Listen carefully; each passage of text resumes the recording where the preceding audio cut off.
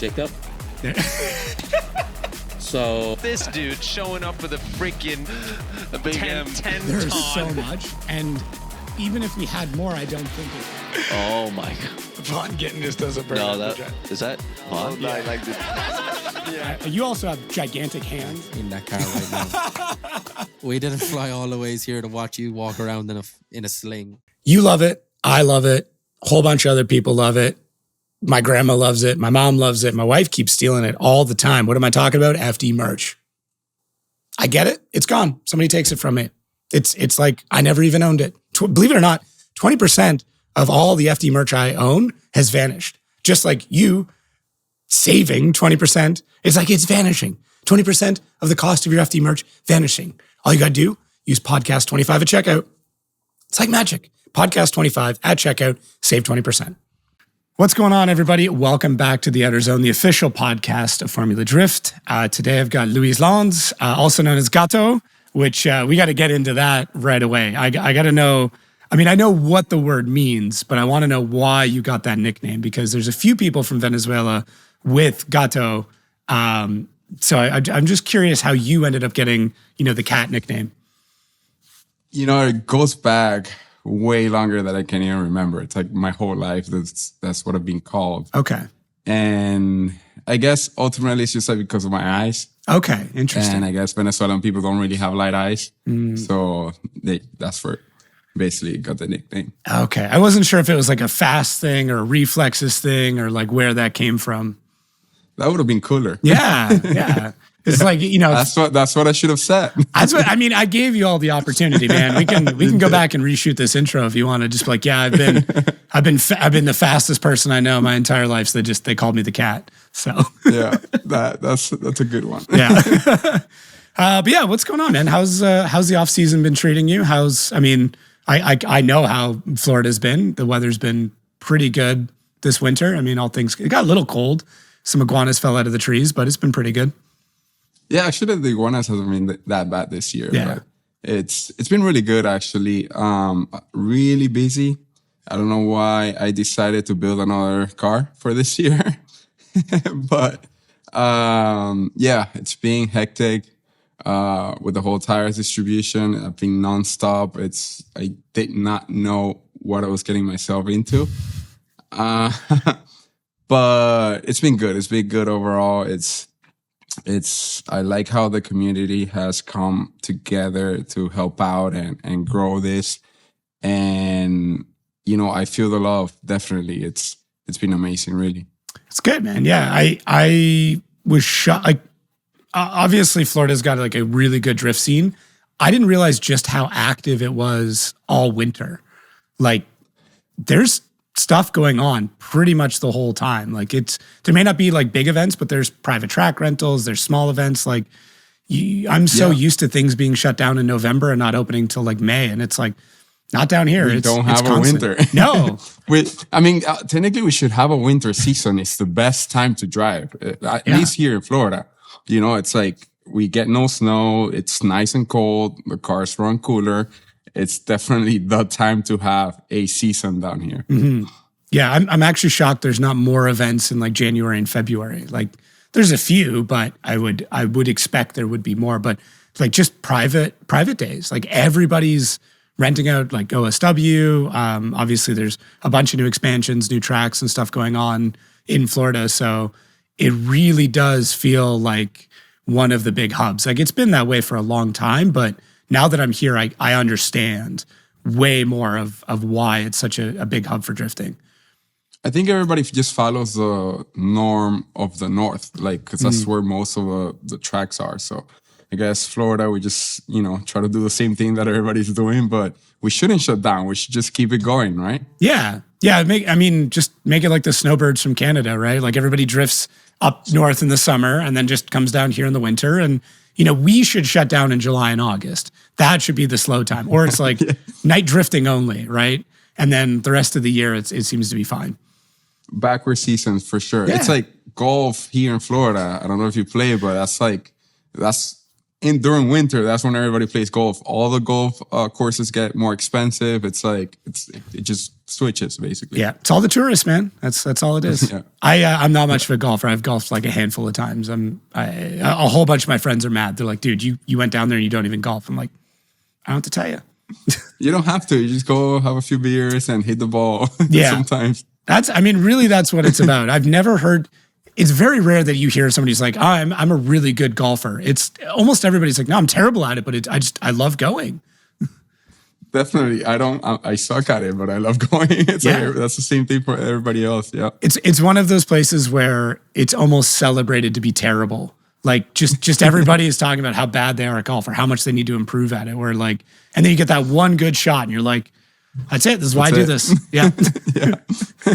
And it usually comes towards like the last hole, right? Yeah. So it just keeps you coming back. Like the whole time, the whole 17 holes, you're like doing horrible. Yeah. But that one last hole that you do something right, and then that just keeps you coming back. I feel like drifting is no different, where like you can have a terrible weekend. Car doesn't want to work. Driving's bad, whatever. You get stuck behind some slow guys or whatever. And then it's like you get 1 or 2 good laps and you're like, I'm hooked again. That's it. That's it. I got to come back. Just every time. Yeah. You stay on that door for that extra 2 seconds and that's it. You're hooked all over again. You mentioned building another car. So do you want to get into that or what are you even doing with the previous vet? Like, is that sticking around or? So we ended up the season obviously in Utah and we went to do a little bit of hot pit out there. And the last round of hot pit, so since we had the car over there, we have the Secnova warehouse in Vegas, which allows me to leave a car there. Funny story, when we went to hot pit, basically I almost caught the whole rig on fire. Like one of the bearings seized up. I guess he lost all the oil on the rig. It's a 44-foot stacker. Okay. That we pull with a toter home. And I'm driving with the crew. It's like 2 a.m. We left late, obviously, because we were doing repairs to the car and whatnot. And I start seeing a little bit of smoke. I'm driving. I see a little bit of smoke on the left side. And I'm like, that's weird. It must be like the road is dirty or something. So I just keep driving. And then the smoke's getting more intense. So I'm like, that seems to be coming out of like us. Let me pull over real quick just to check out. So, I pull over and one of our guys get off, Mando. It's like the guys that helped me out. And so I'm looking through and when he gets there, he just raises his hands and like he starts running towards me. So it's on fire. I'm like, fire extinguisher. Oh shit. Luckily we have the fire extinguisher there, pulled it out. Dude, like the middle axle was just in flames. Wow. Like just flames up. And I remember like as soon as I saw the fire, we keep the barrel of fuel like right next to it. So I was like, where the fuel is. And I'm like, so we put it out, but it's like, it was those fires that the axle or the spindle got so hot that we would shut it off with the extinguisher and it would just reignite by itself. So we had to like keep throwing sand, everything at it. And it was hard to reach because it's like the tire and then behind the wheel on the tire. So eventually we did put it out, but it was one of those things that I started to think about. It's like, dude, this could have been, it's 2 a.m. No one's on the road. No one's going to flag us. We were driving from Vegas to Cali, middle of the night. And it's one of those things that we could have just like chilling, driving with the whole, trailer on fire. Like that could have happened. Luckily we caught it in time and yeah, we were able to like fix that. We got to the track like at 6, 7 a.m. and did the round, but it's one of those things that it's just crazy, things that happen like that. Yeah. So while that was happening, or we actually thought about building another car, prior to that. Okay. Actually, I bought a motor or I paid for a motor in July last year, just so we can have ready for this car. Because essentially my goal was, okay, let's have a West Coast car because moving the rig from East Coast to West Coast is just extremely expensive. Yeah. And we want to have presence there because of the tires. And it helps us a lot whenever we do go to an event and show the guys, the Signovas, how good the tire is, and we get them in their hands. And sometimes I give away like some decent scrubs. So just if they don't want to spend the money, they can actually try the tire. So every time we do go to an event, it's really great for us. We get a lot more tire purchases. So it was my whole idea. I want to be able to have tires in different coasts. That way I can fly in and do events, and I don't have to move this whole thing that it's just on diesel is extremely expensive. So yeah, the Prospec car, basically we did hop it, and because of what happened, I'm like, okay, I gotta get new axles for this trailer. Like, I don't want that thing to happen again, especially because we gotta drive the whole thing back to Florida again. So we ordered the axles, and somebody made a mistake on the dimensions of it, and they were like 6 inches short. It takes 4 weeks. Yeah, 4 weeks for the axles to arrive. So we wasted a whole month with the rig out there, and then they arrived and it didn't work. So we kind of like patched it up and we sent it anyway. So this new car that we built, it was a chassis that I purchased because it was a Corvette chassis, because it was a really good price. And it came with some carbon Kevlar panels, which, as everybody knows, they're really expensive. So it was kind of like, okay, I'm just buying it for the parts that it comes with, and I'm just going to have it there. So that just became we got to build another car while we use this one, because my whole thing was like, while we're using the car on the West Coast, we can't be refreshing it or going over it. So that's why we all decided, okay, let's just build this chassis that we have, and it's going to be very similar, except from small things and changes that we learned from the first season in FD, and things that we gotta obviously fix, right? So instead of fixing it in that chassis, we're just redoing it properly the first time on this chassis. Mm-hmm. Now that we got the car back, we're redoing that car with the things that we have to fix, basically. Got it. What are some of those things? I'm actually really curious. Like what did you learn? Because it's such a big step into FD, and I know in my head a lot of the things that people find out, but I'm curious what you found needed to change. So number one thing is headers should not be on the way of the transmission. That's fair. That is fair. It's like just putting it simple. So then, we do custom headers and we don't put it on the transit. But the Corvette is such a small chassis that everything's just like really tight in there. So it's like, okay, we'll make the trans tunnel bigger. Okay, let's reroute the fuel, water, everything elsewhere. Let's not put it on top of the trans, because then it gets on the way. Yeah. And then it snowballs into a million things that when you start planning the original blueprint, by now it's like completely different from what we thought we were going to need. And eventually this will be like version 2. And I'm 100% sure we're going to be at the track and we'll be like, should have done this differently. Yeah, guaranteed. I'm telling you right now, it's going to happen. You're you're right there. Oh man.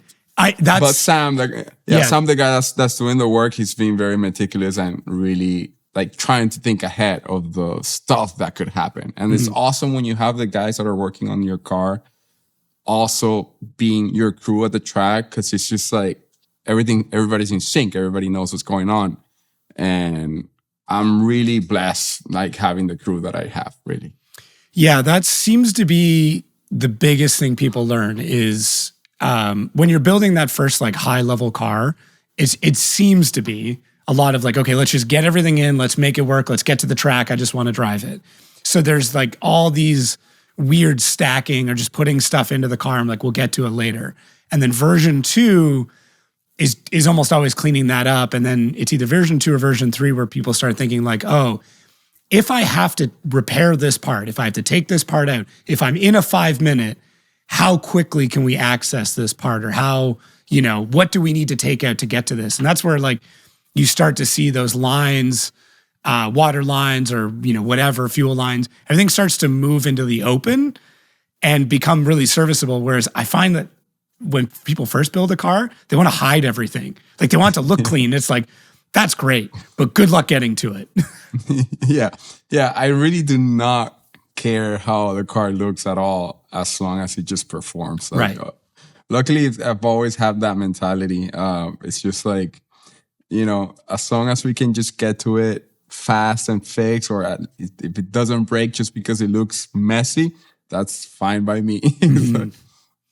Yeah, serviceability. I mean, it's a function and form thing, right? Like you want it to still look good. Like, the setup on your car looks good, the livery looks great, but it's like at the end of the day, if I can't get to it, if I can't fix it doesn't matter how good it looks. Yeah, definitely. And sometimes, so we took that car to SEMA, and I think I had probably the worst looking car. Because, everybody tries to go for perfection at SEMA. And we were like, the car was all beat up. The rear bumper was destroyed from the season. Both rear bumpers. So we were like, okay, let's just take everything out. So we actually removed the rear panels, bumper, and we just left the quick change and basically the rear end of the Corvette that's exposed. And I think that was even better. We got in so many eyes I wanted to see because it's different. It was like it looked like a El Camino Corvette, like just chopped off on the rear. Yeah. And the wheels are not good, it's definitely, we welded a couple of things a few times at the track. And that's how it looks. And people kind of like that character, or at least I like to think so.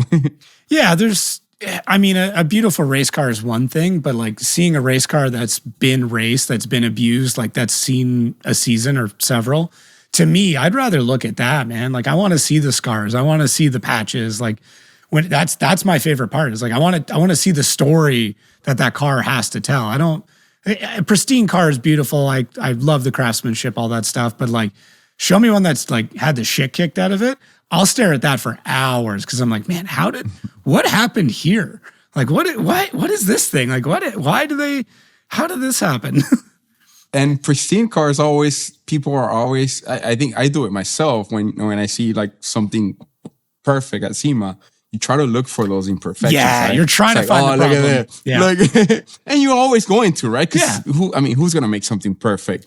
Whereas if you have a race car that's not your goal, dude, that's it. Like it doesn't matter. You could just make something up. Say, this was because we just did a trackside. That's a good point. I like that. Yeah, you're not looking for the imperfections because that's the whole thing. That's what it is. Yeah. I like it. It's for any car builder out there, just go out and bang on your car a little bit more. It'll be fine. No one will notice the rest of it. Just say that it was a race car. That's it. Just say it was a race car. You'll get away with it. Let's get. So how far along is the new car then? Are you feeling like it's close to the end or? Yes, okay. But you know how those things are like. We're just waiting for the motor at this time. As soon as that's ready, we just got to put it in and go through the rest of stuff. But we're being basically held by the motor. Gotcha. Yeah. Any changes with that package or because you're running NA before, right? Yeah, and I don't like power adders. I think it's just headaches. And, last year our goal and what we took to Atlanta was a 440 LS build and high revving, but that motor had issues since the beginning. It was like a cracked cylinder wall. So we realized that in Atlanta. So we had to take that motor out and we put in the motor that I ran for 23 to get my Prospec license. It was a 416, so it was barely pushing like 490. So we added 200 shot, and that's how we ran it for last year's season. So I'm like, okay, let's double down and do the same thing again. But hopefully this time we actually get the 440 and we don't have to run nitrous. Or if we do have to run nitrous, we don't have to throw a full 200 shot. We can just do like a 50 shot. The car is pretty light. We actually had to add like 50 pounds so we could get to the 2920. Okay. That's tough in a vet too. Like that's a good job on that. Yeah, we really cut stuff out of this. But that's always been what I like. I like a very light car, and if we don't have to add the superchargers or the turbos, it's just I feel it will make us more reliable, even if we're suffering a little bit now to get it going. I think it'll be a good platform for the future. Yeah, I guess is the goal. The simplicity leads to the consistency. So like you're not having to worry about belts. You're not having to worry about, inner like high engine temps, like with turbos and just packaging and stuff. So it's like, okay, keep it simple. Just, do well every round. And that's how we get the license. Yeah, now we are, the only accessory drive is going to be the dry sump and the alternator. Okay. So electric power which steering. last year we also had the power steering, but I just put the electric power steering on my demo car and I've been testing it and it's been awesome. Like it drives so good. So especially with this motor, because it's a high revving, so you're gonna have differences when depending on your RPMs. Yeah. So luckily we found the electric power steering pump that works for us, and it's been good during testing. So it should be just the same thing transferred to the car that we're building. You don't have to give up exactly which pump, but have you looked into? We're seeing this a lot more, like the adjustable. It's a Dutch pump. Oh, okay. Okay, I wasn't sure. Something people get weird about their electric power steering pumps for some reason. Like I've asked people, like, oh, and they're like trying to skirt around it. I'm like, why does it matter? Like I don't know. It's one of those weird ones. But I wasn't sure if you got into like the adjustability stuff yet, because that seems to be we're seeing a lot more of that come out. Definitely, we're running the controller, okay. And that's like one of the main reasons that I was like, okay, yeah, let's do the electric power steering, because we also have a controller, and it's not like the thing's running at 100% all the time. Or I feel like it just makes it, even though it's one more part that could fail, like the controller could fail, but it's so simplistic the way that it's built that it should be okay. And we got another one just in case. So yeah, it's like we'll just have two and like unplug and plug the other one, and let's go. I feel like that has knock on wood for you and a bunch of other people. I feel like that has a lower failure rate than belts do. Like belts seems to be, the next thing that everybody's struggling with is keeping belts on. Like that really felt like the story of last year. I just like so many drivers struggling with belts. Overall, my whole drifting career, I was very lucky in the whole power steering terms. Okay. Except for when I got to Road Atlanta, and that's what took us out with a failed rack. But so that's why we decided, it's like, we don't want this to happen twice. Yeah. And I've been talking to a bunch of people and telling them, like, man, I want to run two pumps, just in case one fails, we can still be okay. Like, but most people are telling me that it's going to be a headache. It's still on, like, let's see how much weight we have on this new build. Because we're thinking that it's going to be as light as the old one, but until we actually put it on the scales, we won't really know. Yeah. So we did add the rear mount radiator. We should add more weight because of the extra water and whatnot. But we'll see. We'll see how. I really want to run two pumps. Like that will make it, power steering all the way. Yeah. Could you see? I'm struggling to think if there's anybody that's running like a full electric rack, electric steering column. I want to say one of JTP's cars was not in FD, but like, do you think we're close to that? Where like you're disconnected completely from the steering rack and it's just electric rack and you've got, basically a hub with an input. So the only experience that I've had, personally, I don't have any experience. The only thing I've seen is Taylor Ray when he did it on, I think he was on his Miata. Okay. He kept talking about how horrible it was. It had no feel. And then he went, I don't quote me on this. So I just heard bad things from him, and it makes sense, right? It's so different. Like it's an electric rack. I don't know. I know when I've driven cars with electric racks, it does feel different. I've never drifted one, but honestly, I don't know. It's one of those things that we got to see. Yeah. I'm always trying to think of like, okay, what's the next thing? What's the next big, development in drifting? And I just see how good we've gotten with like force feedback in sims. And it's like, man, I don't know if you've driven a high Newton meter force feedback system, like it's not exact, but it's getting close, man. So like, shove one of those bad boys in there and find a way to control the rack with that. And I think we're pretty close. Yeah, I think, and which is really cool with the electric power steering pump, the controller has an actual knob that you can, I guess, make the pump work harder. Yeah. But it just makes the steering softer or harder depending on where you move it. So it's weird that you have a real car and you kind of have a force feedback adjustability. So it's still pretty cool. Like, and guys just keep in the community, they just keep developing new things, and it's just gonna get better. Yeah, for sure. Yeah. See, I mean, I'm excited to see more of that adjustability, and we'll have to touch base, halfway through the season, end of the season, see what dial settings you keep it at. Yeah. From what I've been testing, it's funny. We've done small go-kart tracks. Okay. So I usually pump it up like 20% more. So it's like the steering feels softer, it feels better. But then for high speed runs, I make it a little harder just because it just feels that it's fine. It's, okay. I don't know. It's weird, but it just feels. It's good that you have that. You can adjust it for your feel, basically. You want more feedback because like when you're going at that speed, I really need to know what the car is doing. Like I need it to push back on me so I don't. Because if it's too soft and you're doing 120 miles an hour, and you just do one of these and it's all over. Yeah, definitely. And this pump is so strong, dude. It's like, if you put it all away, you can just turn the wheel with like fingers. So which obviously shouldn't. It's not good for the rack. You're pushing way too much. So it's one of those things. We'll see how it goes, but I feel pretty confident with it. That's good. No, I'm definitely gonna bug you about it.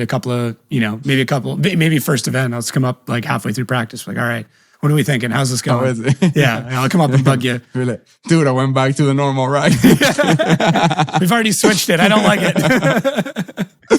No, hopefully it stays. Hopefully it's good. Yeah.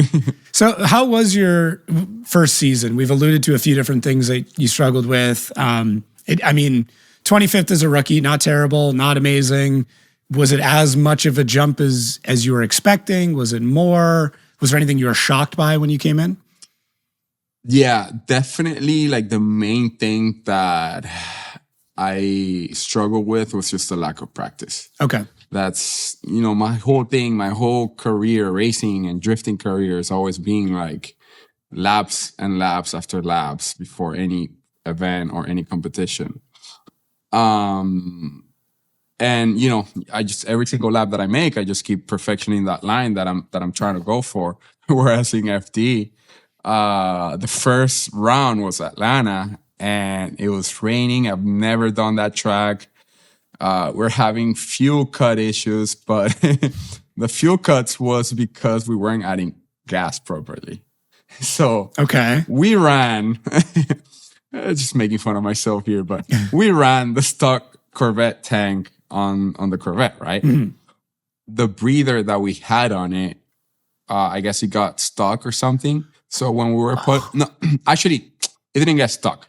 We added the fuel, the big fuel connector. Like the big quick fill, the dry cut or whatever it's called. Yeah, because they already told us that you barely have any practice. So we're like, look, the faster we can fuel this car and change tires, the faster we can go back and maybe get one more lap, right? Yeah.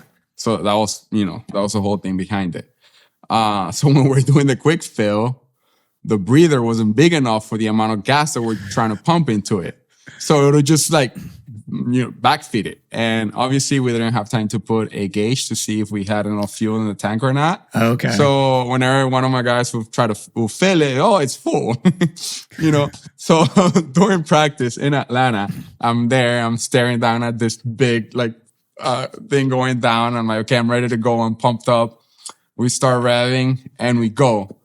And the car just, is having hiccups and I'm not sure what's going on, but it's my lap to practice and I have to try to get this lap going. Mm-hmm. Usually it happened like 2 or 3 times that I was like struggling. The car doesn't want to go. I'm like pressing the gas and we're going down the hill slowly, but obviously taking some distance. Mm-hmm. And then eventually it starts going. It's like, okay, I'm going second gear. I'm about to shift into third. And when I look up, I'm at like the 2-cone. I'm like, oh shoot, we got to initiate. It was wet. So what happens? You just end up in the kitty litter first lap out. And that happened like two or three times until we finally figured out that it was like, dude, the car has no gas. Like, that's why we were looking at the fuel pumps and like any nicks on the lines or things like that. And the whole time was just, not having gas. So it's, those things that you learn, and basically the practice, like not being able to practice before you actually go into your battle. That was like, that was driving me nuts, man. It's like, how do people do this? It's, and then I started understanding, how this is not something new. It's always been like that. So usually when people watch Prospec, they're like, man, why are these guys struggling so much? It's like, it's because they only got 2-3 laps to go, and they've never done this before on this track. Yeah. So that was an eye opener for sure. I think that's so important for people to remember, is just like, go. I mean, if you're watching this, like, I could drive like any of those guys. Okay, cool. Go to a track you've never been to before and have it mastered in 3 laps. Yeah, that's it. Yeah. Just go for it. Let me know how that goes for you, please. Yeah. But obviously, people don't know that. Like, I didn't even knew that when I was first watching FD and I saw the Prospec guys. So I'm like, I was one of those guys like, man, why are they struggling so much? But that, and the other thing that I learned that I kind of like mastered towards the end was getting pole position for practice. Yes. So there's a whole strategy to that, man. That's a whole thing. Getting pole position for practice. Yes. And I'm like, I got so happy because I actually got pole in St. Louis. Okay. Damn. It was. St. Louis is a tough one too. That's like, of all the tracks to get first in practice, that's. So I guess to explain to everybody, because this is, St. Louis in particular is nasty because of the way that it's laid out. I almost got ran over in St. Louis one year. Essentially, there is you cannot leave your pits until a very, very specific time. And then it's almost a race to get to the line for practice. And if you're within like, what do you think? Like maybe the top 5 or 6 pairings, you'll probably get 1 extra lap. So picking where your hot pit is, or how you stage things up, or even like, I've seen drivers point their cars in their hot pits so that way they don't have to turn leaving. Like, there is an entire strategy just on your hot pit layout and setup, just so you can get to the practice line faster to potentially get 1 more lap. Like, these are the little things that no one teaches you before you get there. 100% good. And it was such an eye-opener in Atlanta when we first do this, that I just see everybody running to it, and I'm like, okay, I don't know where to go. Okay. Like, it's like, so I'm like, okay, let's try to follow this guy. The guy that I follow didn't know where to go either. So we're just lost, trying to find the spits. Oh, like going back up into the side roads. Yeah, going back up through the side roads. It's like, now I know. Now I'm like, I'm going for that pole every single time. I know they did it in pro where it was like, there was an actual pairing for a little bit where it was, I think your ranking in the season determined like your practice order for at least one of the practices or something like that. I don't know if they did it in Prospec or not. That would have been nice when I started, but now I got the jink of it. So I'm like, just leave it like that. Now I'm seasoned. Don't change it. I already know what to do. That's funny though. That's funny. Yeah. It's true though. Yeah. No, it is. But it's really cool because it's all these things that you don't know and you learn. And I guess that's why it's so hard as a rookie to do good on your first year out. Even if you're a seasoned driver that you've probably been in podium hundreds of times, it's like when you first get to FD, you learn all these different things that you're like, oh, wow. Like, I had no idea. Yeah. Well, this is why I've said it a bunch of times, but it bears repeating. Like, if you're going into Prospec, like, try and do a season or at least one event with another team, just so you can understand like how the infrastructure works, where the meetings places, like getting to a driver's meeting, getting to autograph signings, like all these weird little things that, you might be a great driver. You're probably the best driver in your area, and that's why you're in Prospec. But like, that doesn't mean you understand pit layout or when you can leave, or, there's new rules every year. Like, you need to know this stuff. Oh yeah, read that rule book like up and down. That's like the biggest thing. Yeah, It's either an FD or any series that you go to. It's like you have to read the rule book. It could make you better. Like there's things that you find that if you weren't doing, you can start doing it because it's in the rule book. You know, even this year, I don't know if you've seen. They just released at the time of this recording. They just released the new judging regulations. I was trying to set up my mic. Sorry. Well, so one of them is about vehicle testing at an event. I did. Yeah, like drivers would sneak off and like go do donuts and stuff, and they've banned that completely. Like you can use the burnout pit, but like there has to be an FD person there. Like if you didn't read that and you just went, you know, let's take like Utah, for example, where you can kind of sneak off into the back and go do a rip or two. If you get caught, that's it. Your weekend's over. So if you didn't know that, you didn't read the rule book, you sneak off. Even in Atlanta, you can go into the back. You go back there and you do one or two pulls, you get caught. Cool. You're banned from the event. It's over. Like, just read the rule book. Like, this is what you're competing. Why wouldn't you read the rule book? It makes no sense. You know, throw it into ChatGPT, let it read it, and then you can just ask it questions or something. Like, just do something. Yeah. God, man. Definitely. It's one of those things. It's a lot to read, but it's definitely, if you are in this and you want to grow as a driver, it's like basically not only that rule book, start reading all of them. Yeah. You know, it's there for a reason. And many of the new things that are added is because people were doing things that were within the lines. So it might open an idea for something else that you can possibly do that would, you know, give you an edge. Because ultimately, that's what motorsports is, I think.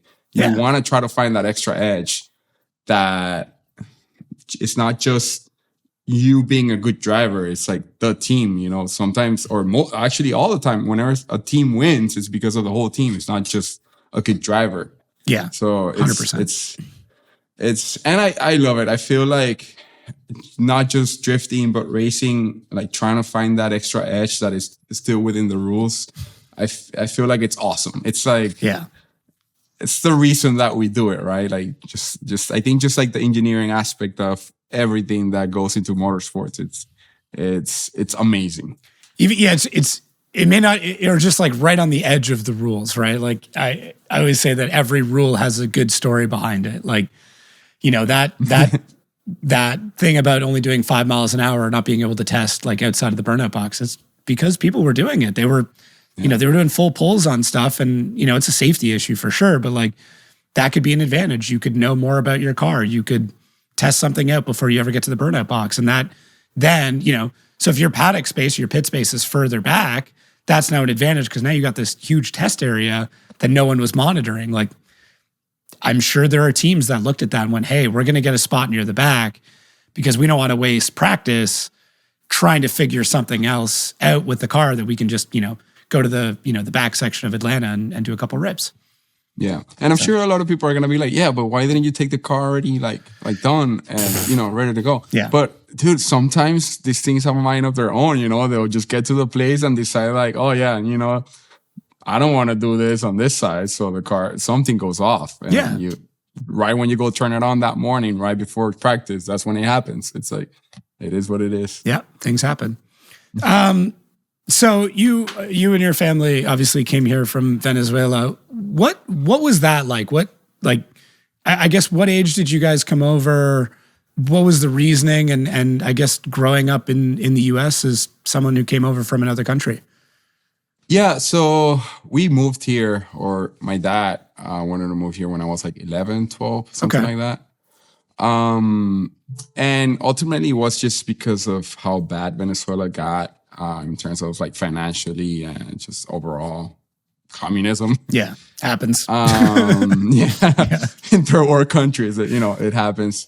And man, I'm so thankful for my dad that he decided to struggle and do that for us, because if it wasn't for him, I wouldn't even be close to what I've been able to achieve in this awesome country.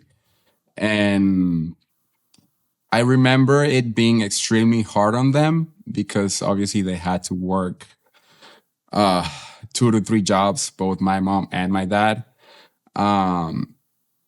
Because obviously when you move to another country with basically nothing to your name, you start from scratch. And it's something that like most people might not understand, but it's obviously extremely difficult.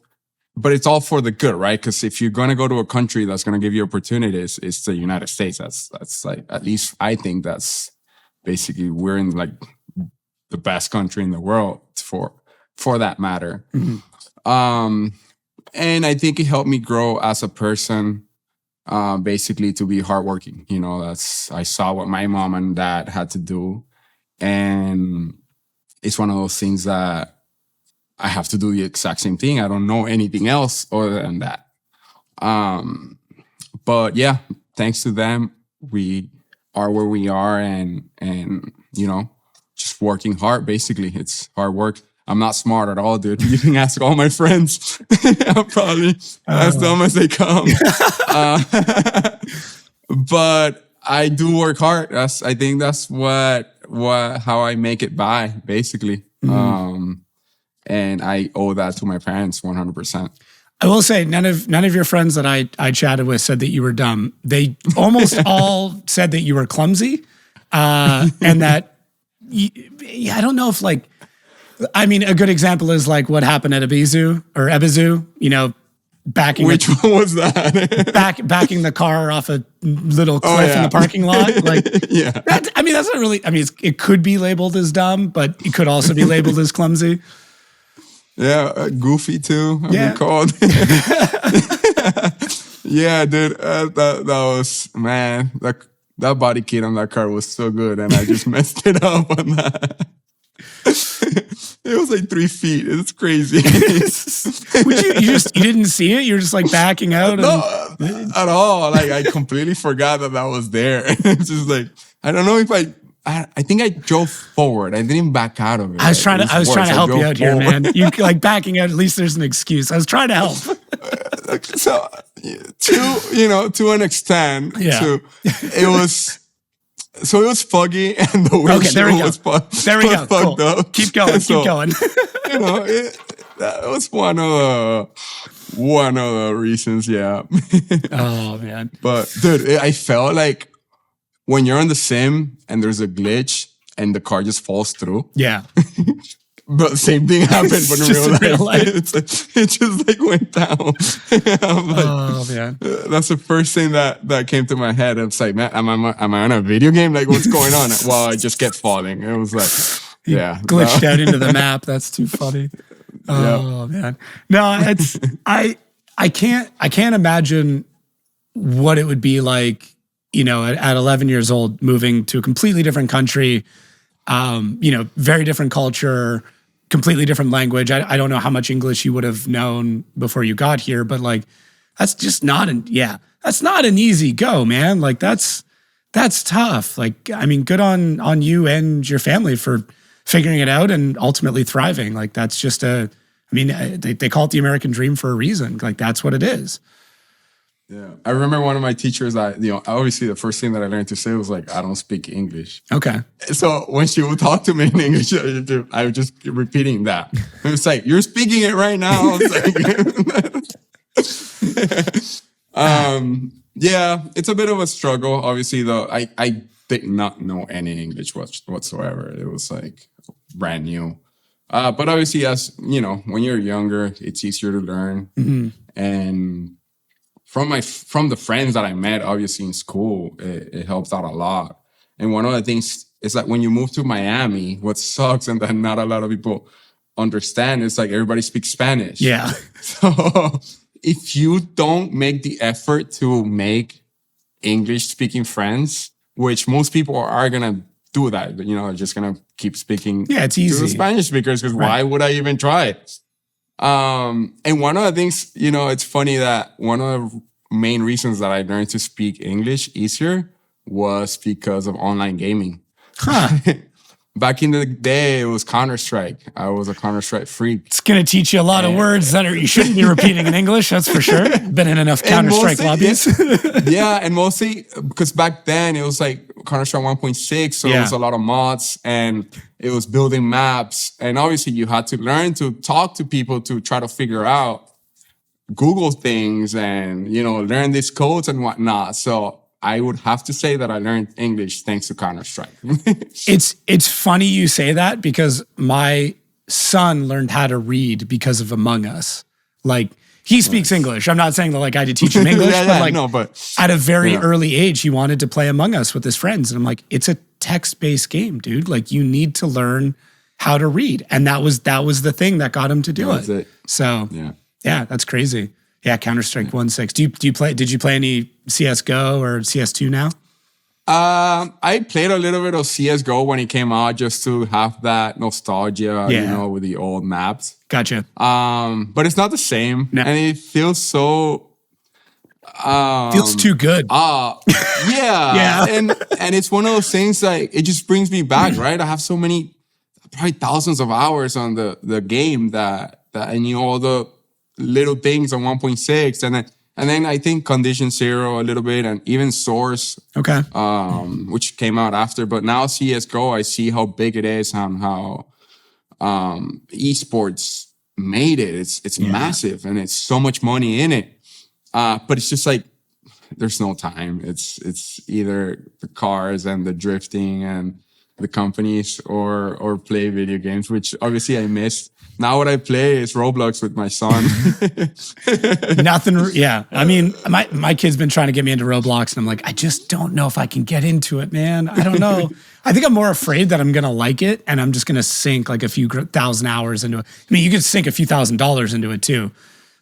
Honestly, I love playing with him. Okay. And he's the one that got me into it. I would have never opened Roblox on my own just to play. Yeah.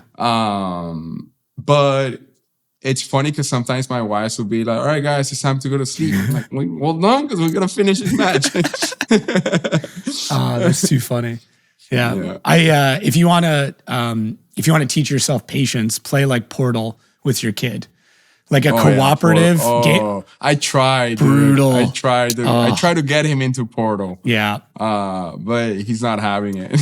It was fun. It was fun until like we couldn't figure something out. And then it was just like, I'm like, okay, we have to stop doing this because I can't get mad at you. I need to walk away. That's funny. Has your son shown any interest yet in driving? Mostly. At first, not at all. Okay. It was like, I guess I have pictures of him 2 weeks old. We went to Sebring because I had a race. Nice. It's like, it was barely like, you know.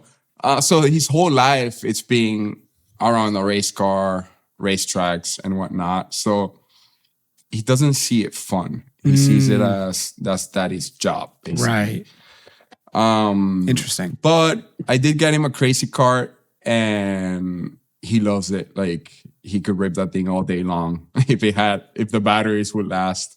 And then I got, the better from Taxi Garage, the crazy kart. Yeah. And he just wears out a whole tire in like 2 hours. So it's like, now he's like, since he blows the tire up because he uses it all, he's like, oh, change it for me. I'm like, dude, I change enough tires on my own. You gotta learn to do that on your own. So he's afraid to use the tools and whatnot. So I'm trying to teach him to start doing it, and I'll help you. Like, if you get stuck, I'll tell you what to do.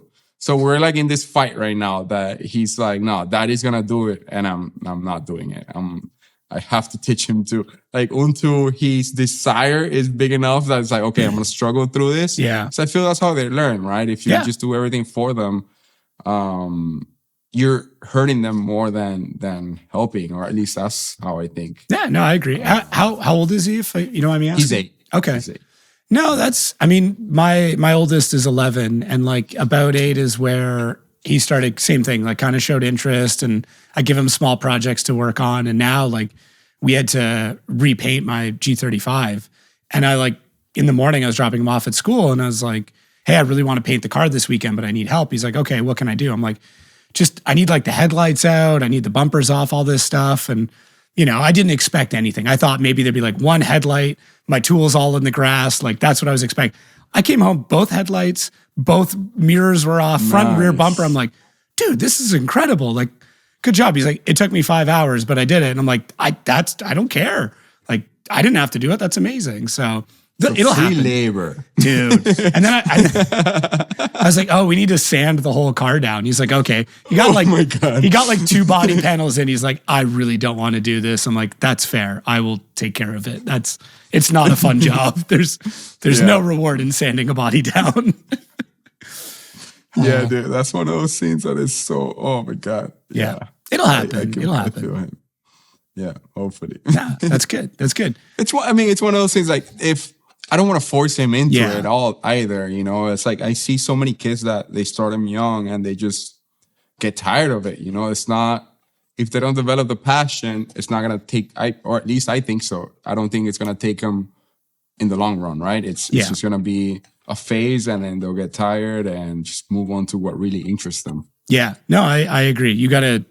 It's kind of has to be like their reward. Like they have to feel like this is a reward for something. Whereas if it's work, then I mean, none of us. I love what I do. Don't get me wrong. But like, if I never had to work again, I'd be okay with that. Like, I'd have no problem. But like, if there's something that I genuinely enjoy doing that doesn't feel like work, it feels like a reward. I feel like I could do that every day. And if you can kind of get that into their brain, we're like, hey, this isn't work. This is a reward. I feel like it goes a lot further. But I mean, hey, first time dad, so you know, I could be completely wrong. Yeah, I mean, yeah. I think as long as you try to do what you think it's right, I think that's the way they will see it later on. Yeah, hopefully. Hopefully. I don't know, first time dad too. Right. We're all fake. I mean, yours is older, so you have more experience than me. Not much, man. Not much. Trust me. You think that like adults have their shit together when you're a kid, and you just realize that they don't. Like, dude, I remember like chatting with my like grandfather, like, you know, not long before he passed away, and he's just like, listen, you never figure it out. I was like, cool, thanks, man. Like, you're like 80 years old and you're telling me this. You made it to the top level and you're telling me this. It's like, come on. I was like, all right, well, I guess I'm not getting the answers. I'll just keep working. So after I guess coming to the US, when did the motorsport passion come in? Like, when did you really get enthralled with this? Dude, I think like as long as I can remember, the first thing that I can remember is my parents got me a Power Wheels. I was probably like 6, 7. Okay. And this is before you even left, yeah. Yeah, before I even left. And I don't remember much from it except for like pictures that they showed me. Mm-hmm. Then my mom tells me that I would just drive the thing all day long and didn't want to get off of it. But go-karts, whenever we'll go to like a go-kart place, like that's just what I wanted to do. You know, it was obviously we couldn't afford it. Go-karting is extremely expensive. So it wasn't something that, and also it was kind of dangerous. My parents always thought that anything motorsports related was obviously dangerous. So they didn't even try to get me into it. I was more of like baseball, soccer, things like that. But it was always what I wanted to do, and race cars, race games, Sims from, you know, back then, 2000, you know, like different. It was like what was it, like the G25 wheel? That was like the first one that I was able to get and just use that thing nonstop, mostly on rally games. Okay. But ultimately, as soon as I got my license, that I got my first car at 16, I started doing autocross. That was the first thing that I was able to like jump in and that I could afford too. Ford Focus base model. Sick. That was it, nonstop. And it was just went through ranks, you know, like trying to make money to be able to afford some more. But this is a dream that I never even thought possible when I was doing autocross. It was more of like, I love doing this and I want to do it as a hobby, but I never thought that it was actually gonna become a career. Like that's like mind blowing for me when I was that age. It was like, there's no way, you know. I would see guys in the TV and I would see drifting and just road racing and things like that. And it was just like, man, that's cool. But it was like, you know, like that's it. Like it's there's no way I would get to that. And then just life happened, right? Like I just, started working all hard to kind of like help my parents and always around car related stuff. So the first company that I made that was somewhat good for me was a parts company. So it was originally I tried to do tuning stuff back in the day, like lowering springs, things like that. But that's what everybody was doing. Obviously, it's a fun stuff. So everybody wants to be in that kind of industry. So I didn't do too well there. But because everybody just kept asking me about OEM parts. I'm like, no, why would you put, stock stuff, like drop it, get suspension, put an intake on it, things like that. But that's basically when I realized that I could make more money if I just sold OEM parts. So aftermarket OEM. And that's basically how I started building a company up that was allowed me to afford to do the fun stuff. Right. But always, money conscious, because I understood from the get-go that spending money on race cars is just a money pit. It's like it does not generate anything, and little by little, as I grew up and I grew the business, I was able to get a little bit more of disposable income that I could throw into cars and things like that. So I jumped eventually from autocross, I started doing track days. And this is something that I say a lot, but I'm going to keep repeating it because I think it's a good thing. Even though autocross is cheap, you're not getting the most bang for your buck. It's $50, right? To go, or more or less, it's about $50 for a whole day of autocross. Yeah. But that whole day, it's actually like 30 seconds a lap. And you get like 5 laps the whole day. And you also got to work the track. So you're actually paying $50 for about 3 minutes of seat time. I mean, that's still cheaper. That's still cheaper than Formula Drift. So you still right. No, same. But so I mean, this is separate from drifting because drifting is a I whole other thing. I know. But so track days, it's like $350 for the day. Yeah. Where you're getting like 2 hours of track time. Yeah. So when you put that into consideration, the amount of things that you're gonna learn at a track day compared to like autocross, it's like, dude, it's night and day. It makes so that was when I figured that out, I'm like, man, why did I do autocross for like 10 years before I got into this? Was that was all like HPDE kind of stuff? So track days are like HPD. Yeah. You do full track. Whereas in autocross, it's mostly a parking lot with cones, basically.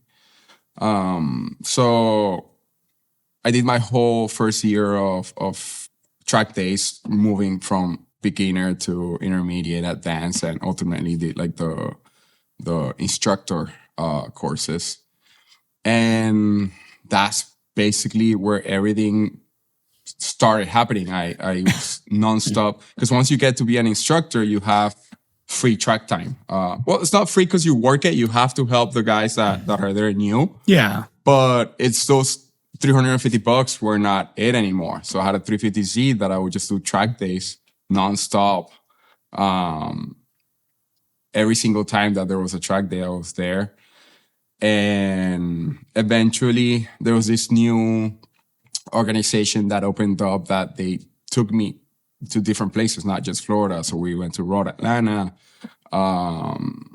Thunder Hill, like the Vegas track. I forgot the name of it. So different areas across the United States that I got to experience all these different tracks and basically get free seat time. And it wasn't until a friend that I met through the track days that he had a car to race on the far races in Homestead. And he tells me, hey, I'm going to do this endurance race. Do you want to, be on my seat? Help me do a race. It was like a 6-hour race. And I'm like, hell yeah. Like that's definitely what I want to do. I would record my lap times, but I was never like, I'm going to do this competitively because of how expensive it was. And I really didn't know if I was going to do any good. But ultimately, when we did that first race, we ended up second place. And I was like, man, I'm actually decent at this. I can actually get podiums on road racing.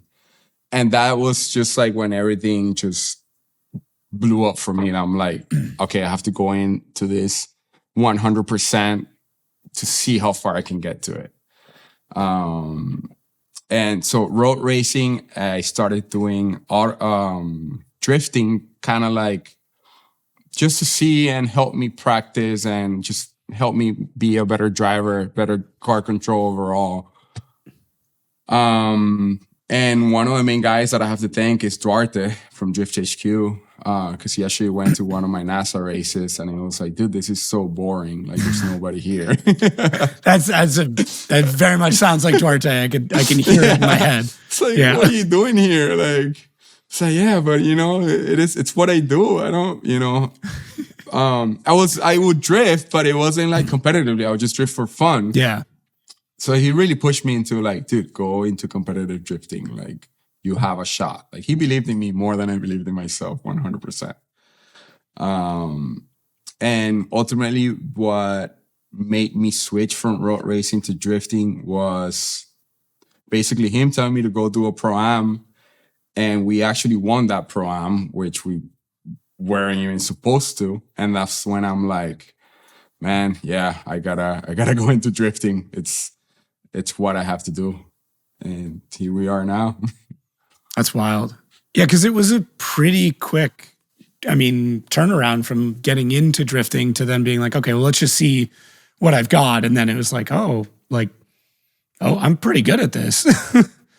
Yeah, definitely. And it's just overall the amount of people that do go see drifting. And even though it's a small, not small sport, but it's like, it's in the early stages. Yeah. There's not that many compared to road racing. There's hundreds of road racing organizations. So there's only one Formula Drift, Yeah. So in a way, it's kind of like, I wouldn't say easier to go up through the ranks, but there's only one place to look at. Whereas in racing, there's hundreds of places. So even though it might get more following, all those people just get spread out into smaller organizations and obviously companies. If people think that there's not enough money in drifting, imagine in all the other forms of racing when it's so spread out.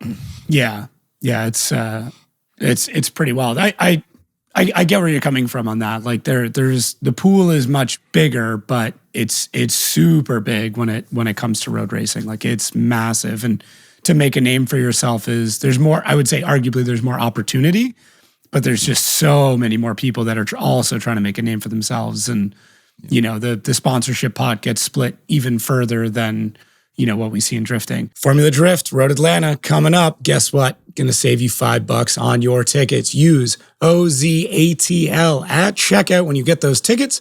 Save yourself $5. See you in Atlanta.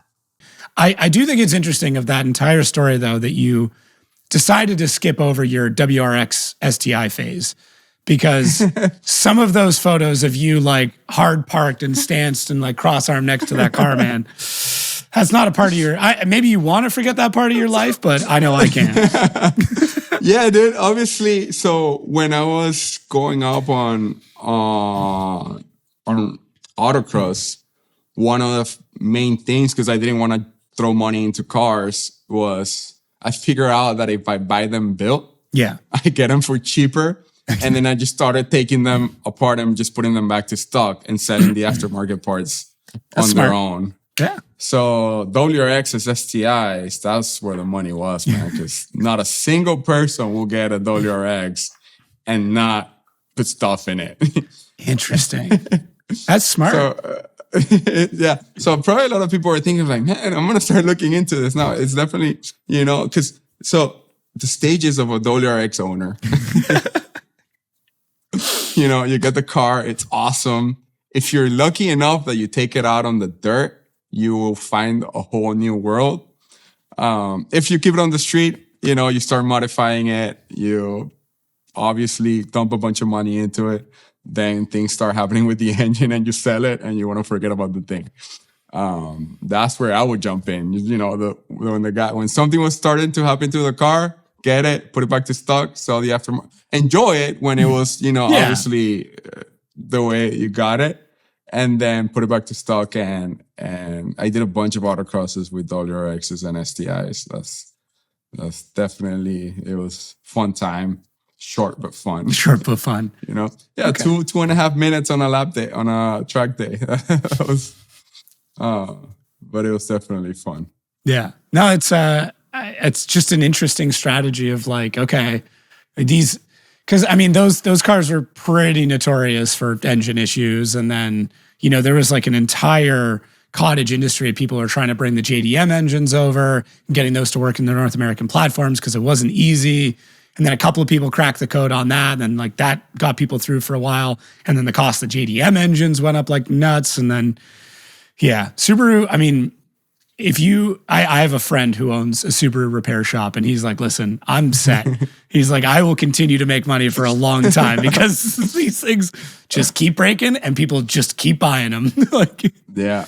Dude, I had a 2002 WRX and that's when I understood that I could not throw money into cars. Because the first thing that broke in that thing was a transmission. Yep. And something told me that I had to build a trans with straight cut gears. So I dumped a bunch of money in that thing. It sounded awesome once I did it, but yeah, it was not, you know, it just doesn't make any sense. No, great cars. I love them. Never going to own one, but like looking at them, love, you know, seeing them at shows and seeing them on the road. But yeah, I'm good. I'll stick with my Mazda Proteges. Not that that's a great car either, but fell in love with them early, so now I'm stuck with them. Yeah. Same thing. I might own a Subi later on in life. Yeah. Just a rally Subi. Yeah. It's just, I mean, rally racing is just, it's something else. And those cars are not meant for the asphalt. They got to be on dirt. Like, but yeah. Maybe that's the next venture. Like, do you feel like you're somebody who gets to a certain level of success in a hobby or a motorsport, and then you're like, okay, now it's on to the next thing. Like, okay, I did this thing. Now let's try what's next. I think it depends on the doors that open, really. You know, I definitely want to grow as a driver. And if I feel like something else is going to help me grow more, by all means, you know, it's just, I'm not tied into a specific motorsports. I love drifting. I love racing. I love boat racing. You know, I love anything that has an engine, really, except I will say I love, like bikes, motorcycle racing. But the problem with that is if you make a mistake, you break bones. Yeah. I'm not saying in, you know, auto sports, you're not going to break stuff, but it's less likely, right? Yeah. And I always thought that motorcycle racers were just at another level because they don't only have to know about grip and acceleration and basically everything that you as a racing driver have to know. But they also have to be fit and move around on that bike to be able to achieve these extra seconds. I feel like it's another dimension to racing that normal race car drivers are not accustomed to. And yeah, you're adding a fourth dimension to your racing when you are on a motorcycle race. It's just something else. So that's the only thing that I probably would never do just because of how risky it is. And my bones probably don't heal as fast as they used to. But definitely anything that has to do with motorsports, I love it. It seems you mentioned at the beginning of that, like going where the doors open. It seems to be like a path of least resistance where you're like, oh, I see there's something here. Let's try it. Let's go down this path. If things keep moving, if the current's still flowing, then this is where I go. And if the river deviates and the current's faster this way, I'm going to start going that way. And like, I'm not saying like you're being opportunistic, but you're recognizing when there's an opportunity and going like, okay, let's see what happens. see if it works out. And if it does, then cool, I'm already here. Let's just keep going. Yeah, definitely. There's one thing that I've always gone, it's like my code, that I would never say no to an opportunity, regardless of what it is. Obviously, if it's something bad, I definitely would say no, but anything that I can see a future in, and it's opened so many doors for me in just not only in racing or drifting, but also in business. You know, it's if you get invited to a meeting for whatever reason, you might have a million things better to do, but just go to it. You never know what's going to happen. It could even not be that meeting. It could be just one guy that you met at the place that you were going to meet at. And it just happens. That's how life is. So I try to tell this to all my friends, you know, don't ever turn anything down just because you wanted to stay at home and rest. You do, like, just go the extra step and go for it. You never know what's gonna. Most of the times, it's gonna be nothing. It's gonna, you know, it might not help you at anything. But you know, it's like you never know. You have a free lotto ticket. You don't have to pay for it. Just go for it. Just try it. 100%. No, it's I have countless stories of things like that where I've met somebody somewhere or had a conversation with somebody that meant nothing at the time. Like it was just a nothing conversation. And then years later, maybe they come back into my life or I need something, or I'd be like, oh shit, I actually know somebody who knows something about this. And you contact them again, and then you never know. I mean, I've had places I've worked at or companies I've worked with that, like, at the time it was a nightmare. I was just like, I'm like, this is brutal. I can't stand this. And then 2-3 years later, I'm like, you know what? I remember one person from that place, and that person I'm going to call right now to help solve this problem, and it works out. So yeah, saying yes to things is massive. Yes, man. Yeah. It's got me into a lot of trouble. That too. It's going to do that. Yeah. And you're probably going to fail 90% of the times. But, you know, it's just that 10%, man. You're going to learn from all those failures. And boy, have I learned.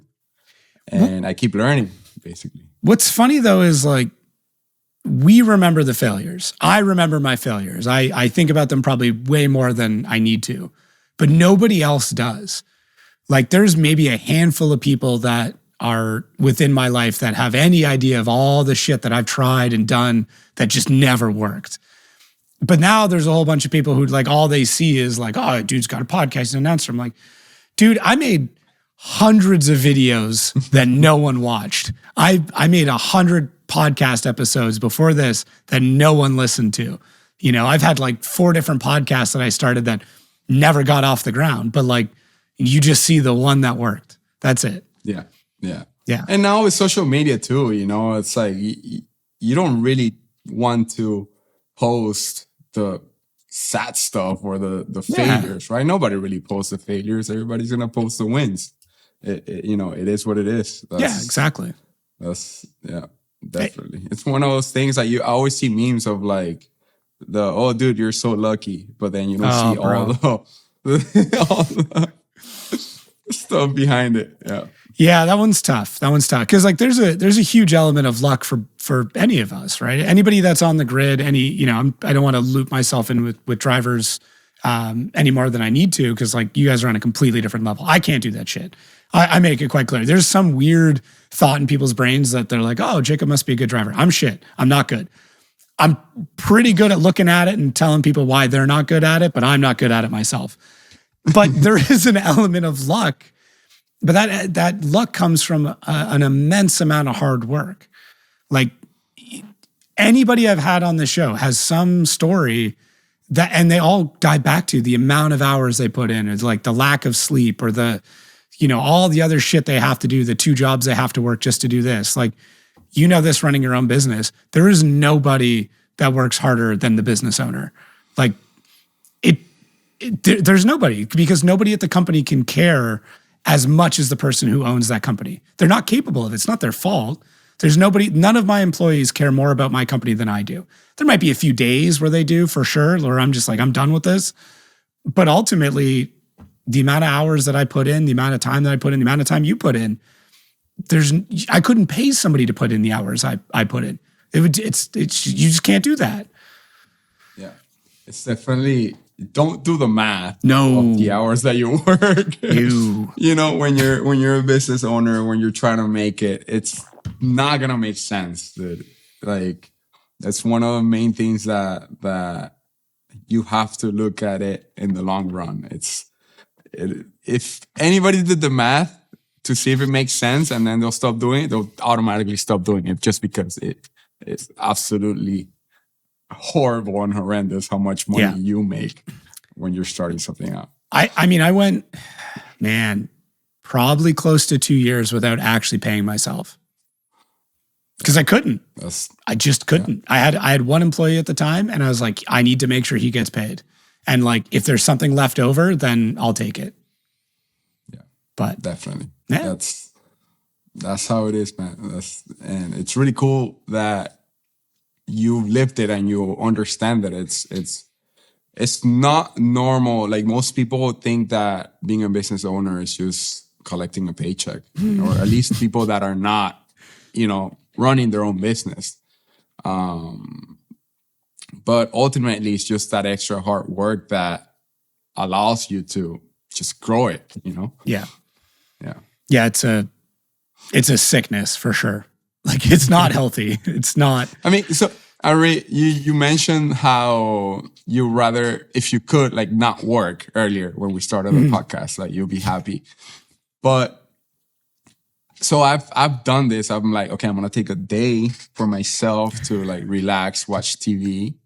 It's terrible because I've had a full week of like 14 hours a day, and I'm like, that's it. I finished this step that I had to do, and I'm just gonna take a day for myself.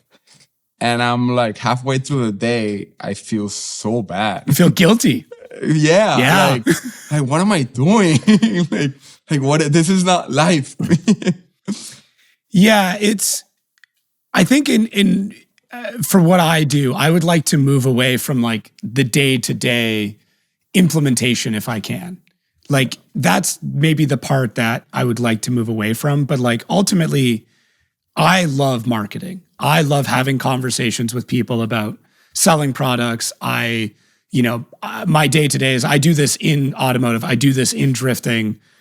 That's what I do. So it's like all day, all I do is talk about drifting in some regard. So whether it's my day job, whether it's here, whether it's my hobbies, whatever else, like, so I would like to just modify it a little bit where it's different. I mean, with the announcing and the podcasting stuff, admittedly, it's not to the point where I could leave what I do for a living to do that. There's just, the money's not there yet.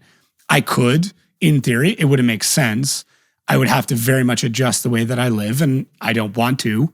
So, I'm not there yet. But yeah, I mean, if I could move away from some of the day-to-day activities, I would do that for sure. But I don't think I could ever retire. I really don't. Like, I would go crazy. I've been 14 years trying to do just that. Okay. Trying to get away from the day-to-day activity. Dude, it's impossible. I know. Or I'm not smart enough to pull it off. It's just, I for some reason, I just find myself doing the day-to-day just because, I don't know, dude. I've tried so hard. The only time that I can say is that, so I run 6 companies. That's like my day-to-day. Mm-hmm. When I started Segnova distribution here in the United States, I had to put aside a couple of things because we're basically running a full US operation by myself when I first started it. And that's what a lot. So for the parts company, I had to assign somebody else to like do my day-to-day operations. And that was the only way that I was able to achieve that step. Right. Because now if I didn't do that, I couldn't run the tires. Yeah. So it was like I forced myself into it. And I've been trying to get away from the parts company for years before this. It was kind of like the love for the sport that I want to be able to have drifting being my main career. And the only way that I was going to be able to achieve that is by growing this tire company. So it's funny that you mentioned that. Obviously, it doesn't run as good as it used to when I was taking care of it. Mm-hmm. And I'm okay with that. I actually did like a business plan of like, okay, how bad is it gonna go? And like, Yeah, you have if to. it gets to this, I'm gonna have to leave the tires and go back to save it. But it actually didn't do so bad. And I'm like so much separated from running that company. So now my whole time is just trying to get drifting tires into drifters, basically, which is awesome. I feel like customers appreciate me so much more than the parts company. Now, when I send guys tires that they need them so bad for this weekend, I get so many thank you messages. Whereas we'll ship a part 2 days for the guy to fix it because it's at somebody's shop and they got to get it to work. They're like, oh, he did what he was supposed to. It's really cool and I've met so many drifters. It's like, it's such a massive community. It's so awesome, man. I can see from behind the scenes, basically what companies go through, and not just as a driver, because before it was just a driver. Yeah, sure. I had a parts company, but it had nothing to do with motorsports. Right. Now I can see the behind the scenes on motorsports, and it's such an amazing career to see everybody, what they're going through and how they're doing to be able to fulfill all these expenses that obviously you have to have. Sponsorships are like, I got to see him with a whole different set of eyes. It's really awesome. It really is that. And I'm so glad that I set that aside, and I'm losing money now, but I'm happy.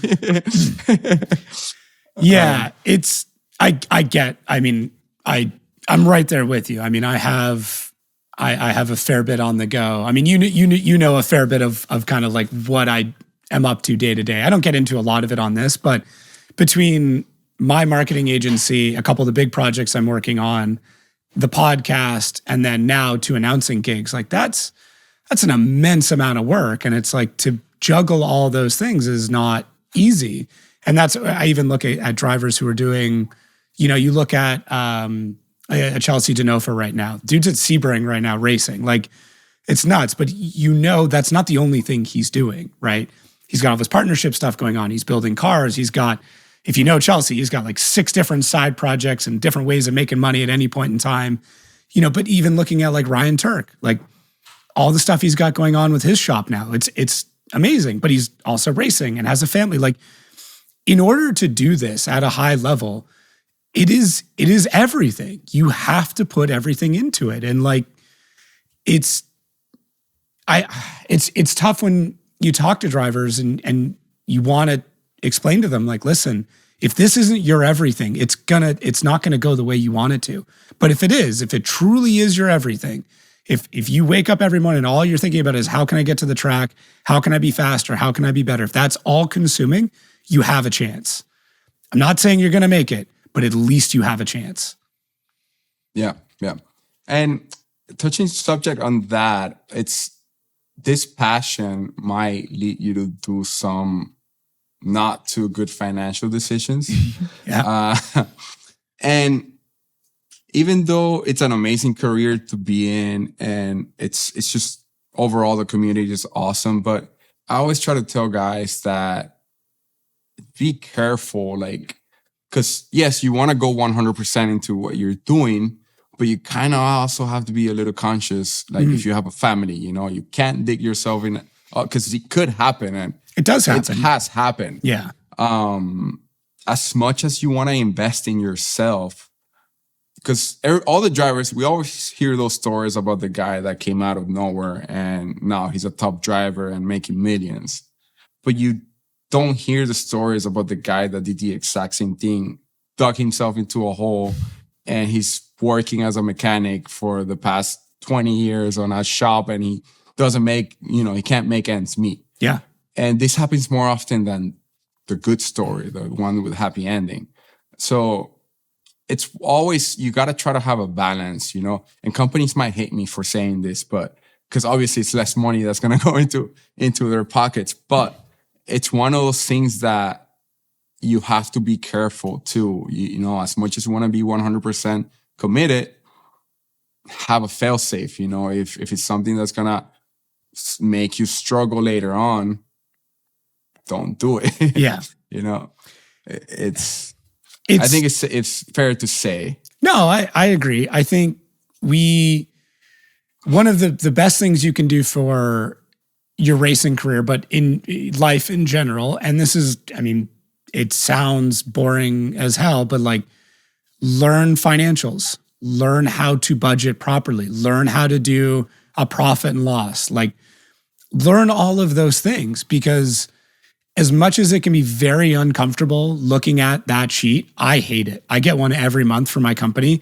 I hate looking at my profit and loss, but I'd much rather look at that every month than find out at the end of the year that I'm going to go bankrupt, because I can make that correction. And it's happened. I mean, full transparency, I almost had to shut down my company and like go back to working at a concrete plant a couple years ago, because that's how close I got, because I didn't look at my finances. I just kept like, oh, it's fine. It'll work out. It'll work out. It'll work out. I lost like 3 clients in 2 weeks in August. And it was in October when I realized how screwed I was, because, you know, if you think about it, they finish up August, we go through September where I don't have that client. Well, I'm expecting that money in October. If I didn't have new clients to fill in that void in September, I'm screwed in October. And that's how it works out. And the same thing with drifting. You're not going to realize how screwed you are until it's too late. It sucks. It sucks looking at your bank account. I get it. But like, it's much better to do it now than it is when the debt collectors come calling. So just learn. If there's any advice I can give anybody, it's like, just learn some financial literacy. Just, that's it. Learn how to project your expenses. Nothing else. Yeah, definitely. And it's a lot easier. So obviously when I was building my career in motorsports, I did it the long way, probably the longest way possible. Yeah, 14 years. Like, that's not short. Yeah. And it was 14 years of like trying to find a way to make this affordable, that I'm not using my own income to support the sport. And you have those 2 scenarios, right? You could either start driving, develop relationships, grow, have a deck, try to get sponsorships in, or build your own business, or build something that's going to generate you enough income that later on you can be or spend the money and you're in a much safer place, essentially. Yeah. Which ultimately, that's what I did. I just grew up my business to try to make it into it being self-sustainable. And essentially, if it wasn't because of, for example, like the tire business, because my parts business it wouldn't really make sense with Formula Drift. It's not there. Even though it's cars, it's not there. But tires for drifting, it just goes hand in hand. Yeah. And thanks to that, it's the reason that I'm 100% invested into FD. It's the reason that I go do all the events that I can possibly do, because I'm also trying to grow a business at the same time. So even if I fail at my career, I still have something to back into, which is another business that I'm developing. Mm-hmm. So I'm kind of like double dipping in a way. I'm going for my racing career, but just in case, I also have a business that might fall back into.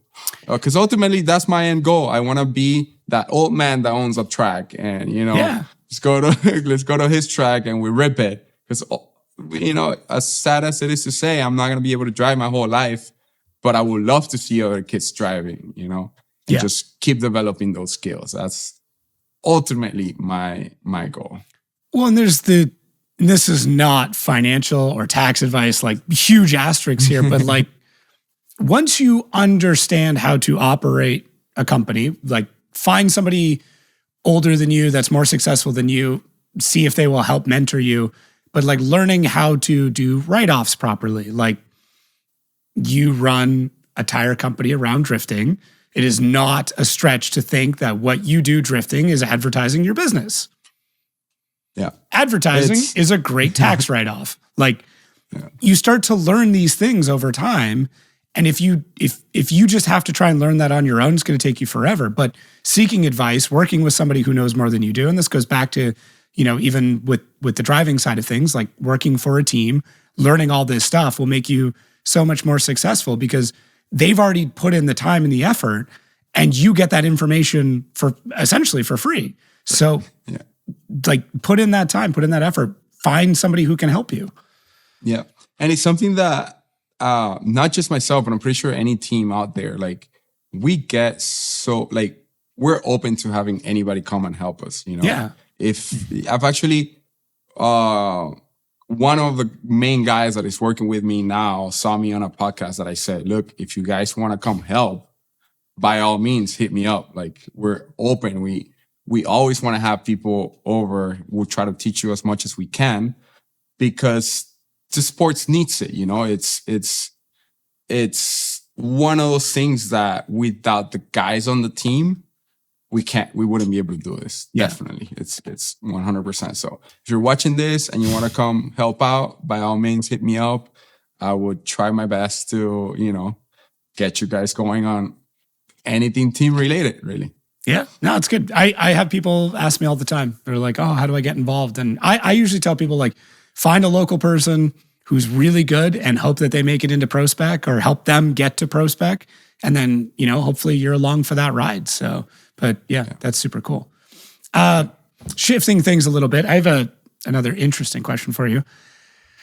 Your YouTube content, you've chosen to do it in Spanish.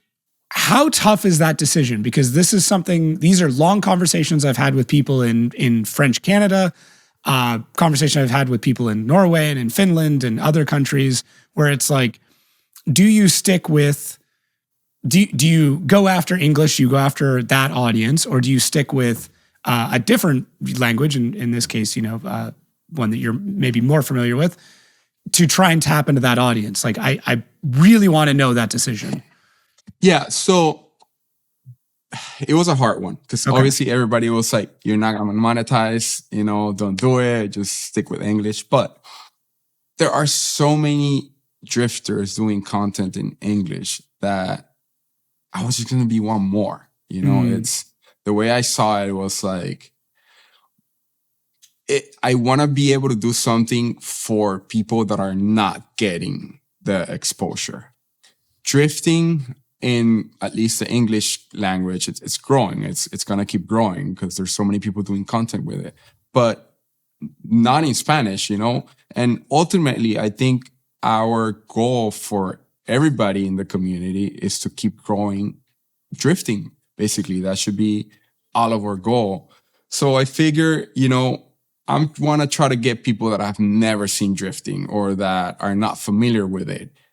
And being able to do it in Spanish, since there's not barely anybody doing it in Spanish, I think that was ultimately my decision. Also, YouTube, it's one of those things that it's not necessarily, obviously helps me with my program, exposure, sponsors and whatnot. But ultimately, the reason that I decided to go do it, because I just started the channel last year. It was, so I look back and I'm like, man, if my grandpa would have had a YouTube channel that I could watch, that would be amazing. You know, like imagine being able to see what your grandparents or your dad or just people that you knew, that you're a family member that you looked up to, that you could see what they went through, like their struggles. And that's ultimately why I decided to just do YouTube. I want to be able to document all that. So if my kids want to see what I did and what I went through later on in life, or my grandkids, they can actually go like, man, look at grandpa, when he was young and all the dumb stuff that he was doing, Yeah. That's mainly what drew me to do YouTube. And I think I try to give this advice to people. Try to do it for yourself rather than I want to do it for money or for sponsors or whatnot. That would come if you stay consistent on it. And it's helped us out so much, man, when we have to go back and see things that we did at a track, the setup, like what the car did. It's so awesome, like having your own, your own blog that you can go back and look into. It's amazing. Like everybody should have a channel if they can, basically. Yeah, it is fun. There's videos that I made years and years and years ago that like sometimes I'll still go back and watch because I'm like, man, this was such a amazing weekend. And I'm so happy I documented it. And like, you know, hopefully it's there forever. You never know. But like to be able to show that to my kids and be like, hey, you want to see what dad did? You want to see something pretty crazy? You're never allowed to do this, but I'm going to show you. Times were different back then. You could get away with that. Like, yeah. Now I sound like my dad, but it's funny, right? You get to an age that's also like, it's like, man, it's back again. It's happening. Yeah. I was joking the other day. Like, I got a bunch of like old used CDs, and I feel like an old man. Be like, man, like how great is it to have a CD again? Like, nostalgia is a hell of a drug, man. Yeah, definitely. Man. Yeah. So what? I guess actually, interesting one. I don't know why I didn't think of this before. Obviously, you have very strong ties to a tire brand. That tire brand is not currently in Formula Drift. Is that something you were hoping to do? Let's say you make it to pro. Would you bring the brand in with you and go from there? I know this is a big question. This is not like this is a tough one. I've actually been trying, you know, okay. Even without me being in it, I feel like the tire is so good that it would just do so well at that level. I don't care if I'm not driving them, you know, as long as I see guys and put them to the test, you know, that's the ultimate test, you know, FD, seeing how it stacks up against other tires at that level. Yeah. Because even though we do other series separately and the tires do amazing, as a matter of fact, the only reason that I went head in 100% with Segnova was because of how good the tire is and how, you know, when you get a product that it's good enough that it sells itself, you don't have to sell it. You just have to put it in people's hands for them to see it for themselves. And it just goes from there, which obviously you have all these marketing strategies that I try. And dude, my marketing before I did the tires, the Segnova, was SEO. That was it. Really? Like my parts company was pure SEO. Like that's what I learned to do at the beginning, and it's worked out for me, and that's it. What kind of SEO are you doing? I'm gonna get super nerdy here because, like, I mean, this is my jam. Were you doing like keyword stuffing? Were you doing like blog, like backlinking, or just really well built out? Really well keywords. Okay. And just basically having a full dictionary, and those dictionaries develop in time, and people change. Like people change the way they search for stuff. I know. You know, it's like when you, man, I have the history of my data logs of like when I first started the company. When I first started doing SEO, because I didn't start at the beginning. It was more like 2014, 2015. Okay. And you see how things change. Obviously the years of the cars change, but just overall the lingo of the searches. Right. You're like, what the hell? It's like, it's an argument that I have with wheel companies all the time because they're like, they refuse to use a lot of them will refuse to use the word rim. And I'm like, listen, I understand that you may not think this is the correct term, but your customers might. Yeah. So you have to put away your own hatred towards that word, and we have to go after that word. And you can just see them. They're like, I don't even like saying it. I'm like, people are searching for, 17-inch rims, and we're going to have to put a Z at the end of it because that's what people are looking for. Yeah.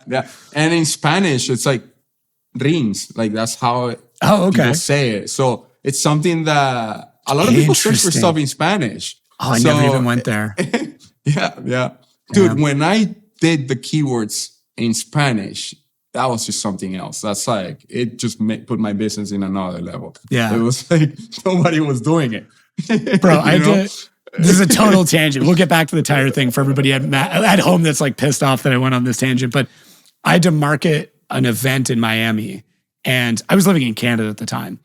And I'm building out all these ads and like a lot of Facebook ads, Google ads, stuff like that, like hyper targeted. And I'm like, these are just not converting. And I can't figure out why. And then I was chatting with a friend of mine who lives in Miami.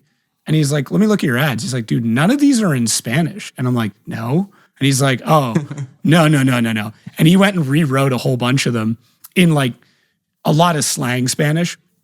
And we started running those ads and they just crushed everything. And I was like, oh, I'm such an idiot. Like I didn't, just didn't think. I was just ignorant to it. I was like, but then as soon as we started running those, I mean, just decimated. It was crazy. Yeah, but anyways, 100%. Sorry, I digress. Back to the tires. Back to the tires, yes. Sorry, everybody. Yeah. Where were we at? Yes, you've been trying to get the tires into FD. Yeah, so I've sent out a couple emails. I've been pinching a couple people to see, obviously it'll be amazing to have the tire there. Maybe they're just waiting for me to make the jump so I can get them in.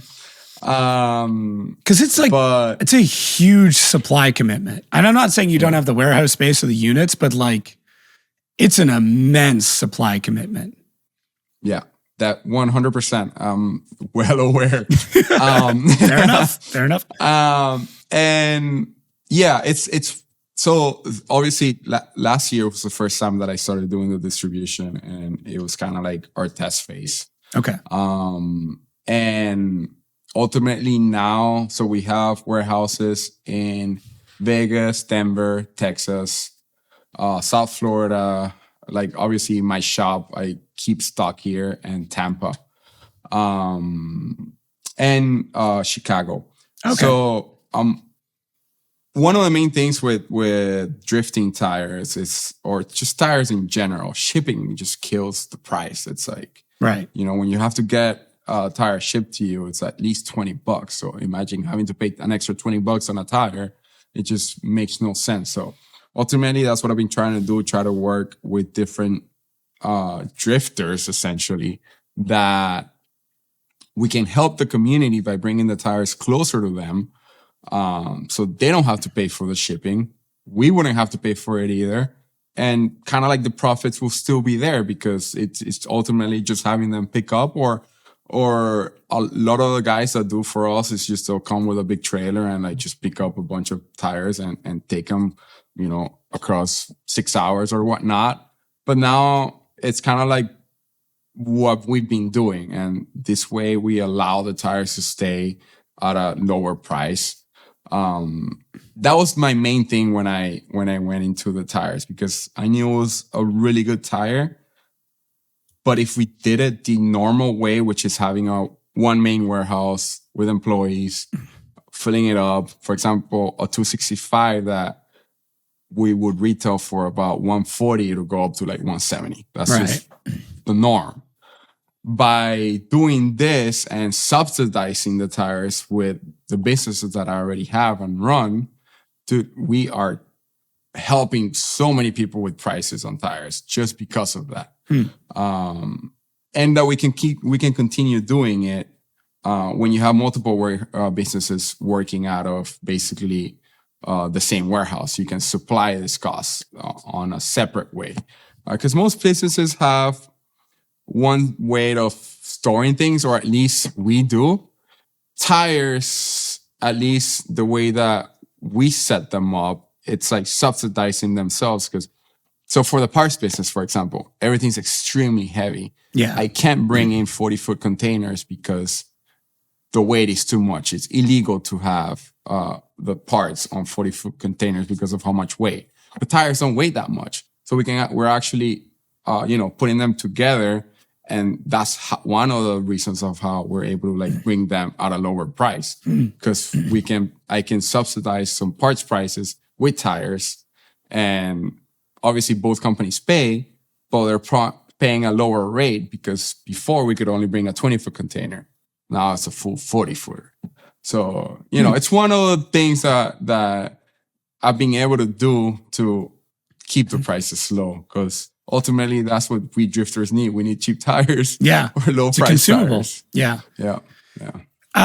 So on a similar note, as somebody who is now on both sides heavily of the sponsorship game, because I'm sure you get a bunch of proposals and a bunch of emails and DMs and stuff like that. Do you have any advice, or do you have any like icks or things that like bug you or things that impress you when they come in for people like trying to set something up? Because like I can't imagine the amount of people like, bro, just sponsor me. I'll sell so many of your tires. Yeah. So if you're in the industry, you've probably heard this a million times, right? But it's good to keep saying it. Ultimately, as a tire company, when I first started the whole tire thing, I wanted to not just sell the tires, but help guys that are willing to showcase the brand, right? So I was one of them. I was one of the people that I needed to get lower priced tires because it's such a big expense, which is mainly why I did the driver program. And ultimately, anybody that asks me for a sponsorship, I will help them out one way or another. If you can help the company sell more tires, we will bump you up and help you even further.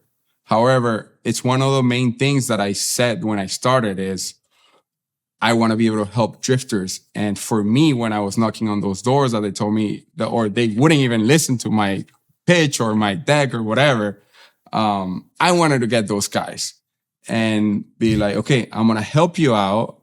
You want to showcase a brand because I personally thought that when I posted about a tire brand and how good it was, that it was cool. I want to represent this company because I believe in that product and I believe in them. Mm-hmm. So when I got this opportunity that I can get those guys like myself that they want to represent us and they want to, be a part of our family, they're automatically in. I want to help you guys, at least with a small discount or something, just so you can rep the brand, get something in return.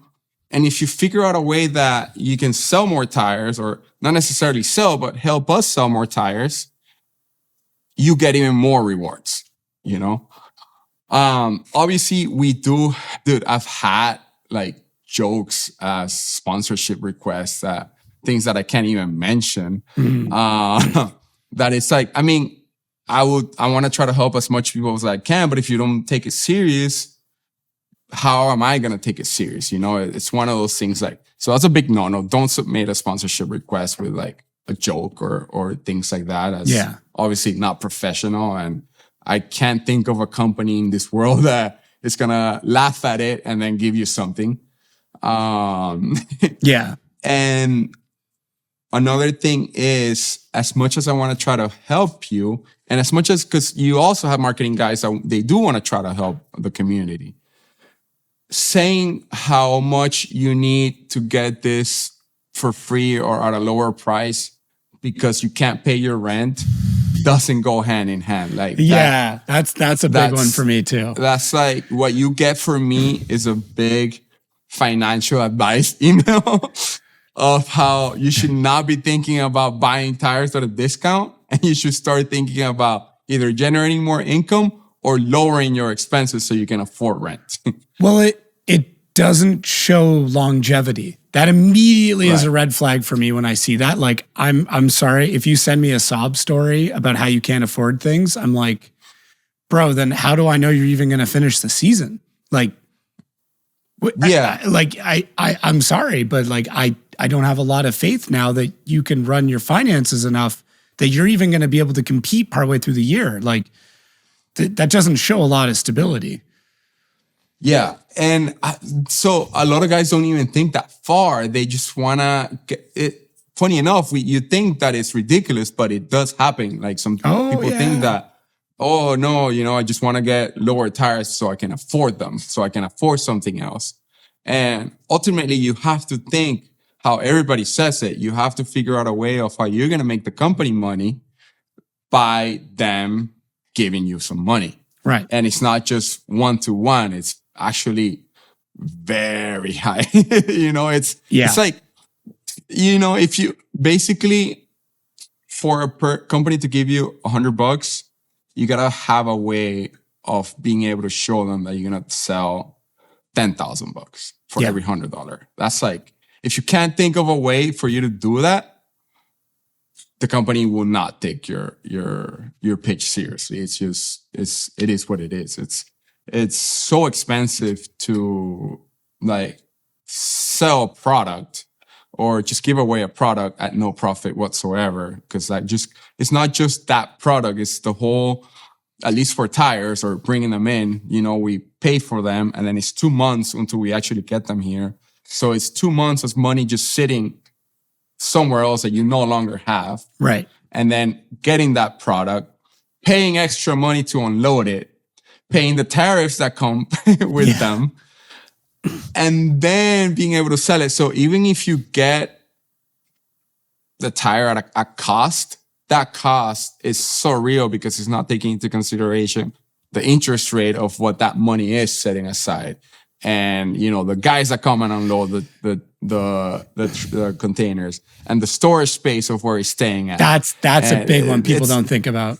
It's so many more things. It's not just, this is what we pay for. It's like, sure, dude, if I can pay for the tire from the factory and it just teleports here and then I hand it to you, life will be so much easier. But it's just the full logistics behind it that if you're not careful, that you basically go bankrupt. It's as easy as that.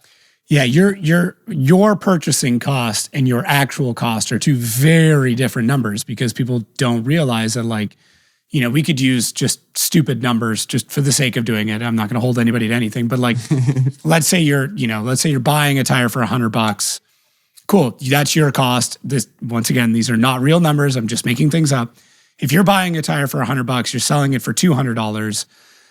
That your cost is $100, but there's going to be at least $20 to $30 of miscellaneous stuff on that tire. So if you're selling your tire at cost back to somebody, you're actually losing $20 to $30. That's not to mention the revenue potential of losing the $70 on that tire. And that's the other part too that people forget about is like, you're also losing some revenue potential or capital potential, which then compounds and is interest based. Like there's so much more that you tying in the fact that like that 2 months of tied up equity that could be gaining interest in like whatever it is, anything else, right? I mean, right now it's 4%. They're saving accounts at 4%. Right. And I mean, if that's a long-term investment, that could be 10%, right? Like if you're index funding that's an average of 10% over a year. So like that's another $10 per tire. Right? If you index fund all your profits and, we average it out over 10 years, that's $10 per tire of lost revenue potential. And it's like, these are all the things that a lot of consumers, they just don't know. They have no idea. So that $100 tire actually, by selling it to the end user at cost of $100, has actually lost that person probably 56. Exactly, at a bare minimum. So it's like, and now you want somebody to give you tires for free.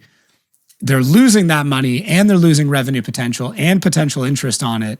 So it's not like they're losing $170 or $200 for it. They may actually be losing more than what you think because of revenue potential, investment potential, all that other shit into it. So it's like giving away tires is not easy and it's not necessarily the best business move unless that driver comes to you with an idea, with a program, with some crazy marketing strategy or something where you go, shit, I'm going to give him $10,000 worth of tires, but he's going to make me well over $100,000.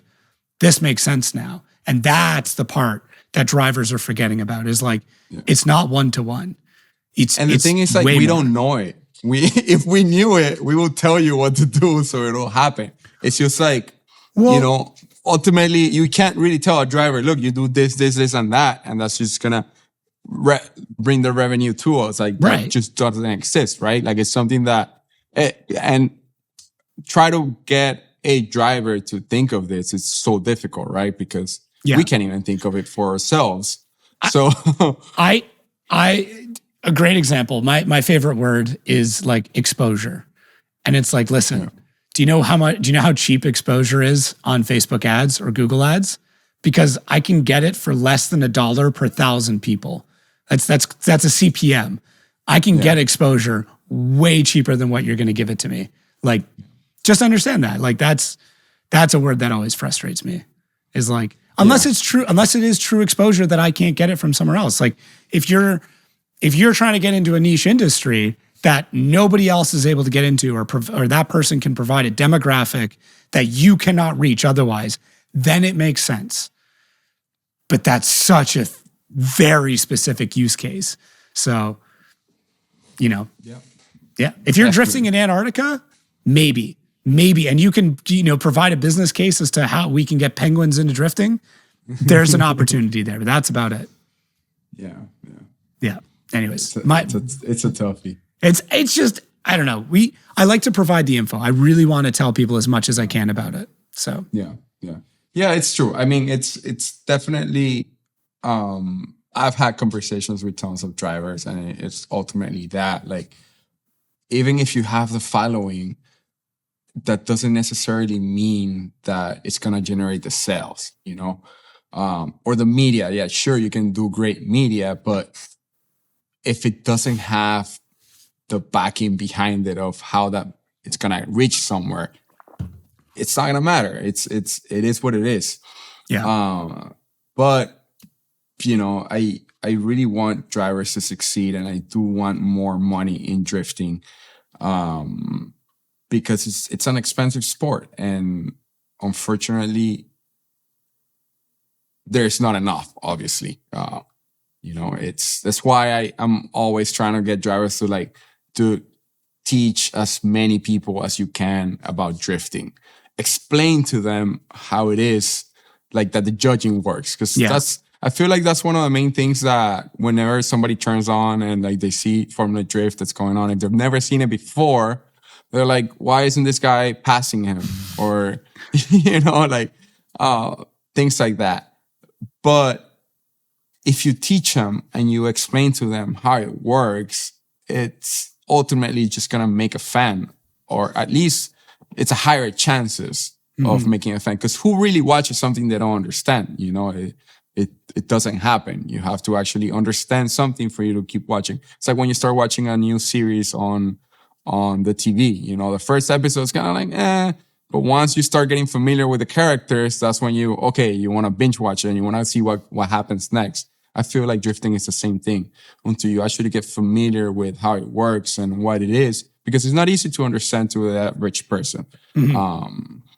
And as a community, if teacher, grandma, grandpa, as many people as possible about it and tell them to help you spread the word, it's just going to help drifting overall just grow faster, and ultimately more people in it, more companies are going to be seeing it. I feel like it's a win-win for everybody. Yeah. I could not agree more. The more involvement we get from fans and from businesses and from everything else, the more it will grow. And the trickle down effect of that is real. And that goes all the way down to the grassroots level. Like if there's more money involved, then the parts get cheaper. The availability gets more. There's more tracks that will do it because they'll see the revenue in it. Like I don't cut off your nose to spite your face. Don't think that like by promoting a big drifting thing that you're going to, kill off grassroots. It's like, that's not how that works. When NASCAR was at its biggest is also when like local stock car was at its biggest, because people just want to see racing and they love racing. So yeah, we as a community, we have to keep pushing the sport as much as we can. So sick. Well, dude, one, thank you so much for like leaning into marketing talk with me, because that was great. It's like, I do feel bad sometimes for fans because, go off on a bit of a tangent, but very, very happy with the way that all came down. So yeah, thank you. Thank you for that. I appreciate it. And I think you provided a lot of good insight into a part of the sport that's very critical on the tire front of things, coming from a very unique perspective of someone who both supplies and consumes quite a lot of tires. Yeah, definitely. We do get high on our own supplies. That was good. How long were you waiting to say that for? I just thought about it when you mentioned that. It was like, I have to say it. Nah, you're good. You're good, man. That's perfect. That's perfect. Supply of tires. Yes, yes, of course. And we of get course. the high from the adrenaline of drifting, right? I like it. It's going to Just be in a case. new tagline on the website. We get high on our own supply. Dude, I think I just got an idea for a new shirt. All right. I'll take $2 from every sale. You're welcome. Sick, dude. Well, before we wrap up, any last words, any closing thoughts, anybody you want to thank? No, I really just want to thank my team, the crew, Sam, JJ that are working on the car right now, Henry, Mando, Simba, all the guys in the team that it's just like, I'm blessed to have this team. There's a new kid that just started with Sebas, and he's been killing it at the shop, 19 years old. Like it's nice. Awesome that we get to teach and just overall work as a team and try to develop something that makes sense and that it's gonna, or try to make it do better, right? Really, my wife and kids, they're obviously the wife support it's huge, a number one. You know, without it, I couldn't do half the things that I do. So 100%, I'm so blessed. Sick, man. Well, I once again, I really appreciate it. I'm glad that we got to do this. I'm looking forward to us hanging out soon. And I don't know, maybe if I get this G finished at some point, we'll actually get to drive together. I'm super pumped that I'll actually be able to get to drive again soon. So that's awesome. That's awesome. Thank you so much for having me, man. Yeah, no worries, man. And for everybody listening, make sure to check out all the links below. Follow all the drivers, please. It's literally the least you can do is go over to their socials, hit follow, hit like, watch some of the videos. The subtitles on your videos are fantastic. The translations work out. Are they really? Yeah, they're pretty good, man. There's a few things that'll come up weird, like, but for the most part, I got to watch a few of them. You got some, I don't know if you knew this, but you got some old YouTube videos on there, like people dancing in the street and stuff like that. Have nothing to do with drifting. Just giving you a heads up, those are still there. So. That's okay. No, that's good. Don't get rid of them. They're great. On that. No, they're good. They're good. Everybody I don't loves, remember. They've been a while. Yeah, everybody loves reggaeton, so it's fine. That's good. Sick. Well, thanks again for everybody listening and watching at home, and we'll catch you guys next week.